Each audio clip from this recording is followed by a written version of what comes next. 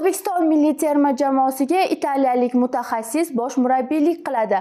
Okean orti muzqaymoqlari ta'mini bilish uchun bizga Fabio Cannavaro boshchilik qiladi. Insider u bilan o'zbekistonliklar kelishib olganligini, shartnoma hujjatlari yaqin 48 soat ichida imzolanishini xabar qilgan.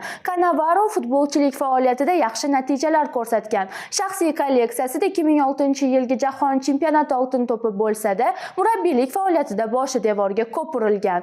Murabbiylikni Xitoyda Guangzhou Evergrande klubida boshlagan. Keyin Al-Nassr, Tianjin, Guangzhou, Benevento, Udinese kabi klublarda omadini sinab ko'rgan. So'nggi bor u Xorvatiyaning Dinamo Zagreb klubini boshqargan va qoniqarsiz natijalar tufayli iste'foga chiqarilgan. Umid qilamizki, O'zbekiston Futbol Federatsiyasi Cannavaroni shunchaki bo'sh ish o'rni borligi uchun terma jamoaga taklif qilmagan. Nima deb o'ylaysiz? Murabbiy bilan kelishib keta olamizmi? Fikringizni izohlarda qoldiring.